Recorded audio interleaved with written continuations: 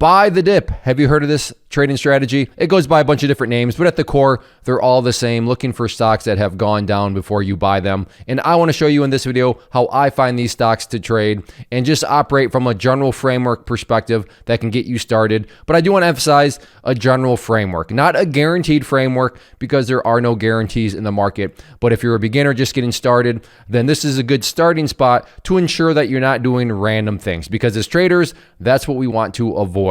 If all you're doing is a bunch of randomness, then all you're doing is gambling. And if that's what you want to do, then that's fine. But if you want to treat this seriously, as you should, if you want long-term success as a trader, then you're going to need to operate in some logical and reasonable ways. And this, as I walk through in this video, is going to ensure that. So let's just set up the general premise here of buy the dip. Well, what we want to do and what we're looking for before anything else is this, and this is very important. We want to see some form of strength before we do anything else. We want to see some strength. However, and this is the second part, strength is really only as good as how many people care about it. Or in other words, how active is the stock? Because if the stock's not very active, it's got low volume, then yeah, it can quote unquote look strong, but it's not genuine strength. So we do want to make sure that there's strength, but true strength, and true strength again being defined as a stock that's actually pretty active. And then within the strength, which again, I'm just going to operate as true strength at this point, we're looking for this right here. That is the dip. That is the spot where ideally there is some sort of potential money-making opportunity. So that's the general framework. Take note, I'm not saying we're looking for stocks that have been weak and then all of a sudden they get even weaker, right? This area right here is no good because, well, what was happening previously, there was no strength at all. In fact, there is weakness, and all things did was get weaker. That's known as catching falling knives. Now, that's a completely different strategy there, which I would say as a beginner, definitely stay away from. But again, per the framework that I'm working from, let's try to put as many odds in our favor. And if you know that it's already been strong, well, in my mind, at least in my opinion, that's much better than a stock, which again, over here is, it's been weak, and then all of a sudden it just got even weaker. So with that being said, first thing we're going to do is within a platform, and I'm going to use Webull here because I think they make this very straightforward with the scanner that I'm about to show you. And I'll put a link down below if you want to get Webull. That is an affiliate link, so if you ultimately sign up, because they're always doing promotions, I think right now it's 5 free stocks if you sign up with them. And I'll also get something too, so just throwing that out there. But like I said, if you like what you see here and you like the tools that Webull offers, then I'll put that link down in the description box. But first thing we're going to do, just to set up, if for those of you that maybe already use Webull, or if you're interested in how it would work, there's this section here, add widgets. And we're going to want to come over here and find, what is it? Most active. Why would something called most active catch my eye? Well, hope you're saying, well, Clay, yeah, because that's a huge criteria. We want to look for strength, but it's got to be strength that's got volume, that's got interest behind it, which would be active stocks. Exactly. So notice how fast we can cut through all the stocks in the market by just saying, all right, let's just find the most active ones. And then the next thing we're going to want to do is we just want to make sure that there's some actual strength that's taken place. So for this, we're going to use the good old trusty technical chart with candlesticks, of course. So let's make this a little bit bigger to see. And there we go. Now we can start to develop some starting spots, put ourselves in a general framework point of view. So over here, again, as I already talked about, these are active stocks by default, which you can see right there. So you know that there's going to be a lot of volume, there's going to be a lot of interest. But the next part is key is, okay, now we're looking for stocks that are actually down in the pre-market. So this is something that you would do in the morning before the market opens, for those of us in Eastern time at 9:30 a.m. Eastern time. But here, it's very straightforward. All we're looking at is that column right there, and you want to see what it's doing pre. Pre meaning pre-market. And what I like about Webull is it just makes it easy because we're looking for red, right? So look for red. And right here off the get-go, okay, CYN. So we already know that it's active. We don't know if there's any strength yet, but at least if we do know that it's their strength, it's genuine strength.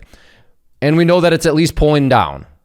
So what we have to do here is come over and let's actually look for, has there been any sort of strength? Or is this one of those situations where CYN was already weak and now it's getting even weaker? Oh, nice.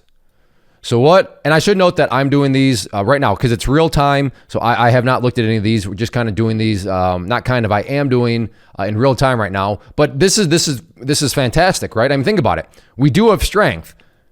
Previously, it was down here, but then on the previous day to this video, it had a big gap up, was green, and now you know that it's going to be pulling back. But it is pulling back. The stock's going down, It's quote unquote dipping within a general framework of previous day of strength, now pulling back. So it just becomes a matter of, is this going to be one of these? Okay, there's the strength. Does it pull back and then ultimately continue on up? And right there, that seems logical, right? No guarantees, hence the question mark, but is at least that logical? Yeah, because it's already shown strength. So maybe if this is the start of a much bigger move higher over the next several days or several weeks, well then buying those dips is better.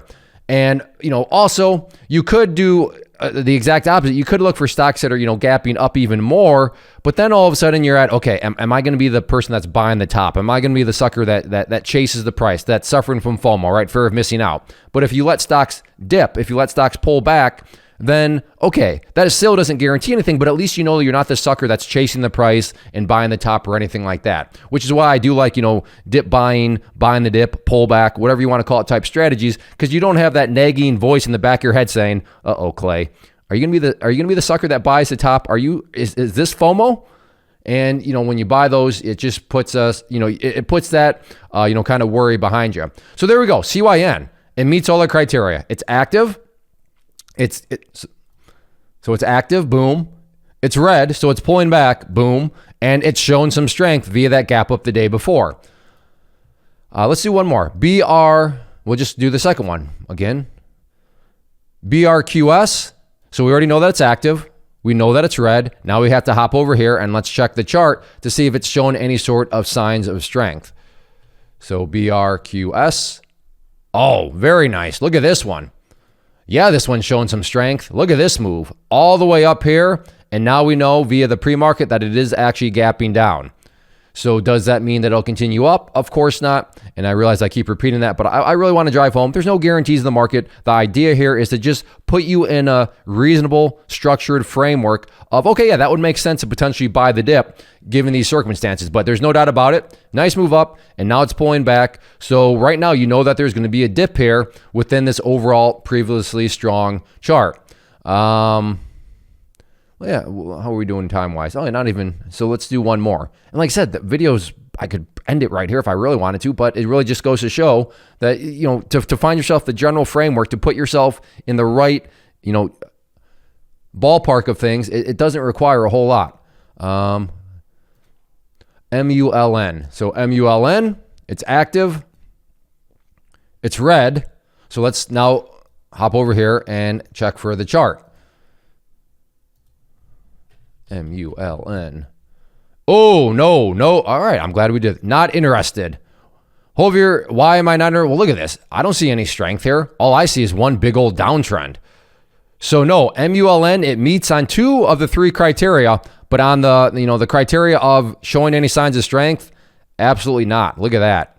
So no, thank you. MULN, I would not be interested in because, again, right here, that's not any showing signs of strength. So this is just a situation where something that's already been weak is just getting even weaker with more red in the morning. But CYN and BRQS definitely met the criteria for that. But that's how I find stocks to buy the dip. I want to see stocks that are active. I want to see stocks that, of course, are dipping, are pulling back by default. And then I want to see stocks that have actually shown some signs of strength previously, because or at least I personally, I want to avoid plain dips in something that's already been dipping and dipping some more, such as this one, that just show all weakness and are just getting more and more weak.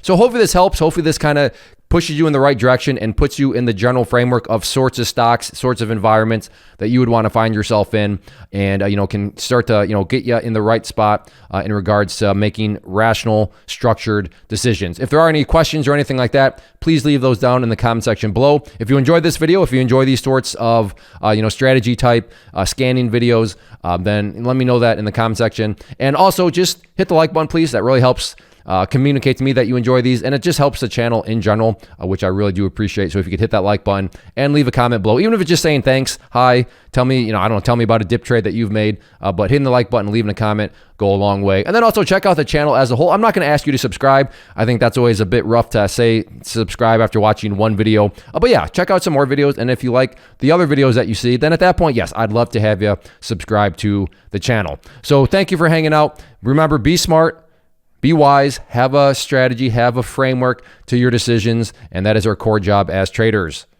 First off, thanks so much for watching the entire video. Real quick, before you go, I want to invite you to a live webinar, web class, training, workshop, online event, whatever you want to call it, but it will be me live revealing to you what I've discovered that has allowed me to transform myself from being an employee to being my own boss, including how I had only one losing day out of 73 days in total. I'm going to cover 3 keys that have helped me unlock profitable consistency within the markets. The first key is super weird, but in a productive type of way. The second key is super awesome because it quite literally is wired into our DNA as humans, making it very easy to use. But in a cruel way, this becomes a pitfall for many traders. I'll explain it all though, including how to avoid the pitfall that it creates for some. And yeah, the third key, when you hear it, sounds way too good to be true, but it's not, and I'll show you how it all works. Then at the end, I open it up for a question and answer session that is, again, totally live. Even if you can't make the live session,